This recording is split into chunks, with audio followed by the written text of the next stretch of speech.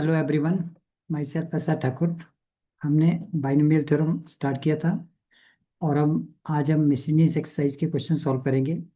देखो चलिए सॉल्व करते हैं। First question of miscellaneous exercise बोला होगा if A and B are distinct integer prove that A minus B is a factor of A rich power N minus B rich power N whenever n is a positive integer. हमने prove करना है कि ए minus B इस expression का क्या रहेगा, एक factor रहेगा हमें से।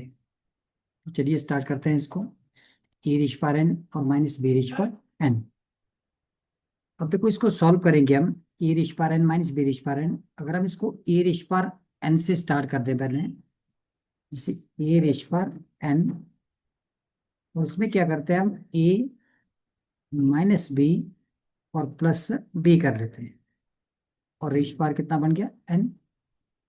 अब देखो इसको बाइनोमियल थ्योरम से एक्सपेंड करेंगे, लेकिन इसको हम फर्स्ट टर्म ले लेंगे और इसको second term A plus B rich power N. देखो कितना हो जाएगा एन सी जीरो और A minus B, A minus B और एच बार एन, क्योंकि A minus B first term है, और B H bar zero, plus N C one A minus B नहीं, that is B A minus B और H बार N minus one into B, plus N C two और A minus B H bar N minus two और B square and plus so on up to N C N और A minus B raise पर zero और B raise पर N. ये हमारी expansion बन गई। इसको देखो फर्दर सिंप्लीफाई करते हो तो हर एक टर्म में हम देख रहे हैं कि ए माइनस बी की टर्म आ रही है। इस केस में ना ए माइनस बी की टर्म आएगी। अब हम अगर इसकी वैल्यू थोड़ा और सीधा कर लें, एन सी जीरो वन आ जाएगा और ए माइनस बी रेश पर कितना आ गया एन आ गया, प्लस एन सी वन और ए माइनस बी और रेश पर N minus one into B, plus N C two और ए माइनस बी और रेश पर N minus two into B square and plus so on. और लास्ट में देखो ये वन आ गया और ये भी वन आ गया और बचा क्या बी रेश पर एन। अब हमारे पास रिजल्ट क्या था कि ए रेश पर एन और माइनस बी रेश पर एन। इसको अगर लिखेंगे तो ए रेश पर एन की एक्सप्रेशन तो ये है, देखो यहाँ से यहाँ तक अगर चेक करते हैं ना हम इसको, देखो एन टर्म तक, सेकेंड लास्ट टर्म तक चेक करेंगे तो आपके पास ये बन जाएगा ए minus B raise power N plus N C one और A minus B raise power N minus one B, plus so on up to last में देखो N C N minus one और यहाँ कितना आ जाएगा ए माइनस बी और यहाँ B raise power N minus one and plus last term में कितना बी रेश पर एन और यहाँ माइनस बी आपके पास है माइनस बी रेश पर एन। ये दोनों टर्म देखो कैंसिल होगी। अब यहाँ से यहाँ तक अगर इसको चेक करेंगे ना हम, देखो हर एक टर्म में क्या है ए माइनस बी है।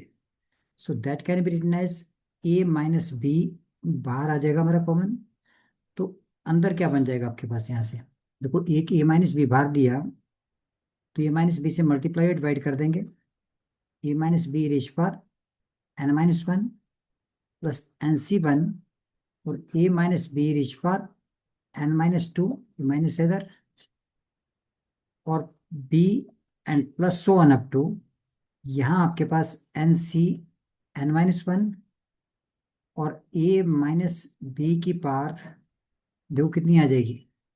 अगर हम ए माइनस बी कॉमन लेंगे तो यहाँ जीरो ही बच गया आपके पास और कितना हो गया हमारे पास B raise power N minus one.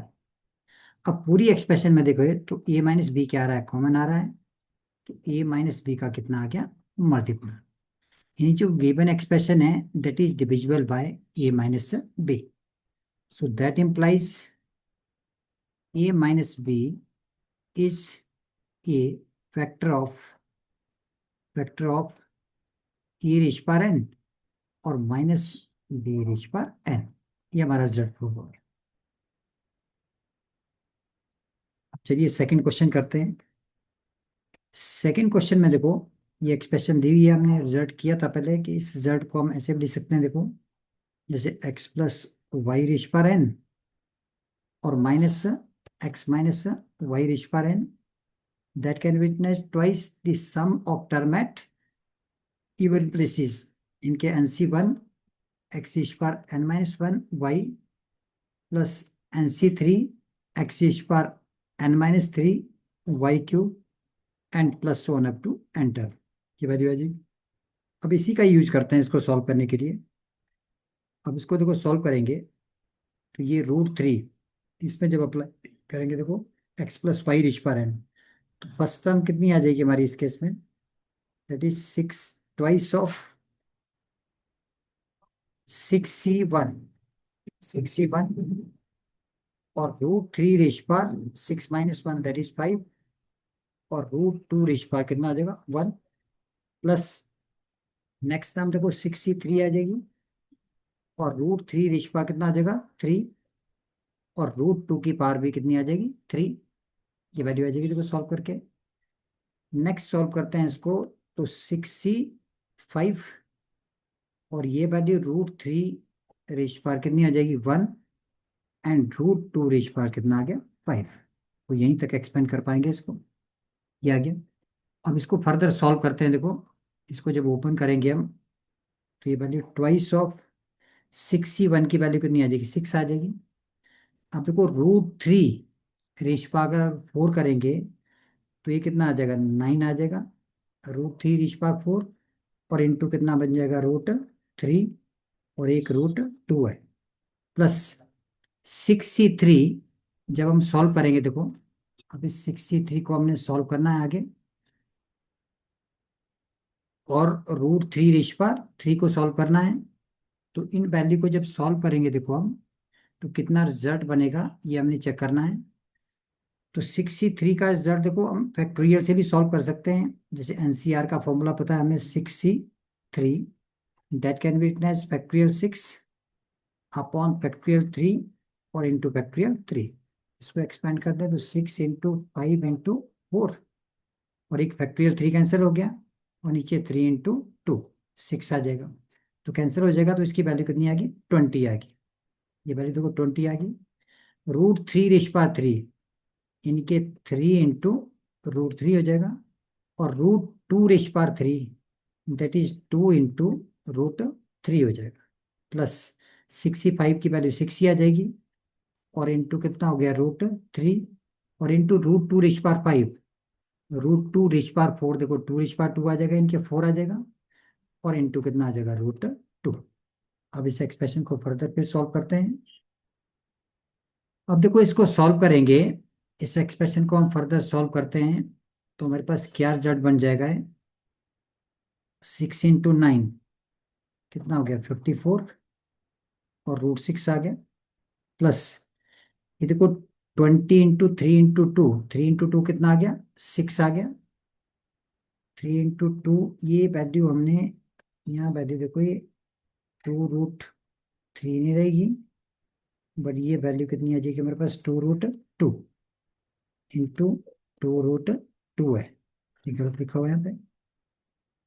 तो ये वैल्यू आ गई आपके पास +20 × 6 120 और फिर भी कितना आ जाएगा रूट 6 आ जाएगा प्लस 6 × 4 दैट इज 24 और कितना बन गया रूट 6।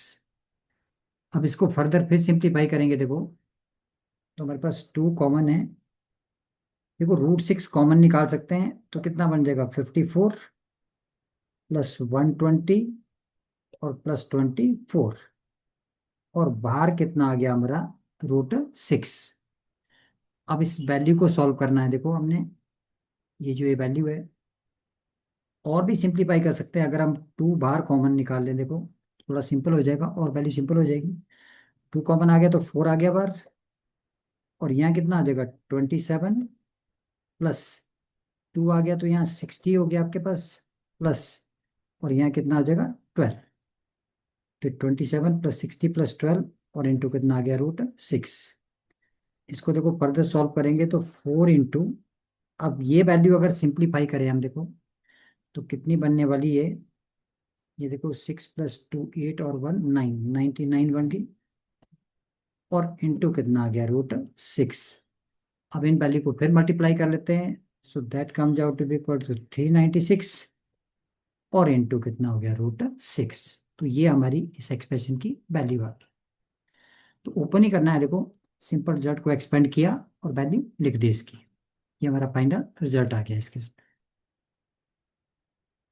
तो ये क्वेश्चन नंबर सेकंड हो गया इस एक्सरसाइज का, देखो मिशन इस एक्सरसाइज का।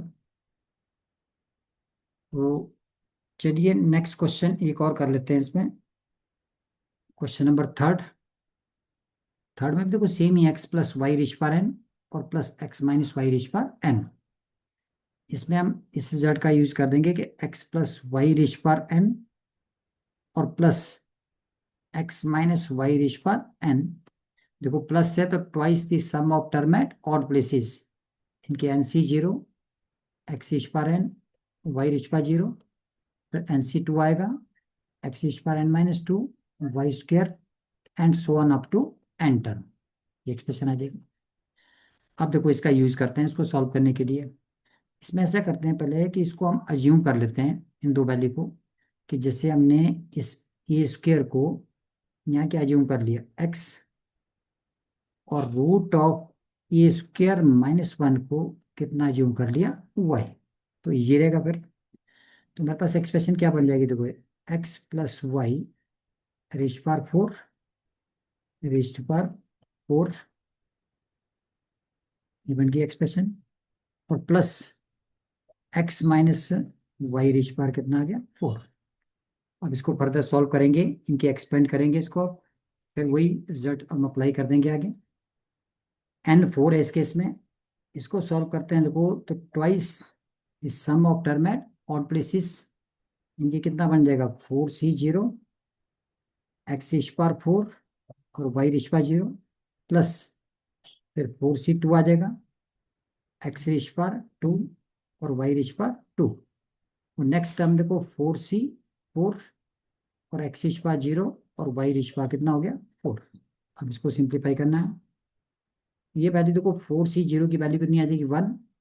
यहाँ कितना बचा, x⁴4 प्लस 4C2 सॉल्व करेंगे, ये वैल्यू 6 आ जाएगी, और हमारे पास बच गया x² × y², प्लस देखो 4C4 की वैल्यू 1, x⁴0 1 और y⁴4।